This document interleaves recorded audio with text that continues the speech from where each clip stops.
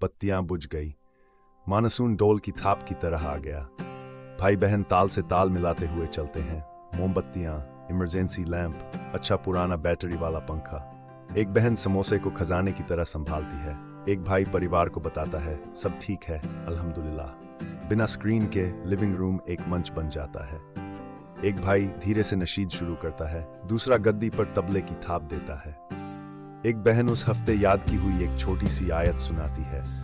एक और धैर्य और बारिश के बारे में एक उर्दू दोहे सुनाती है। कोई बचपन की पतंगों और कीचड़ से सनी चप्पलों की याद है कब वाली कहानी सुनाता है। हंसी गर्जने से भी तेज होती है। वे मसालेदार भुट्टे, नींबू और नमक का जादू बिखेरते हुए एक दूसरे को देते हैं। माता पिता बताते हैं कि कैसे सालों पहले वे मिट्टी के तेल के लैंप और लंबी दुआओं के साथ लंबी कटौतियों से बचे रहते थे।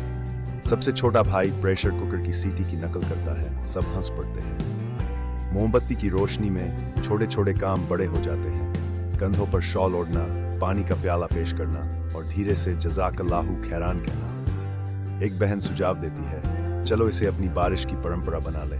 कोई शिकायत नहीं, बस साथ हो। वे सहमत हो जाते हैं और गर्मागर्म चाय की चुस्कियों के साथ इसे और पुख्ता कर देते हैं। बत्तियां फिर से टिमटिमाती हैं। कोई भी स्क्रीन की ओर नहीं भागता। वे 1 मिनट और बैठे रहते हैं, शांति बनाए रखते हुए। सकारात्मक अंत।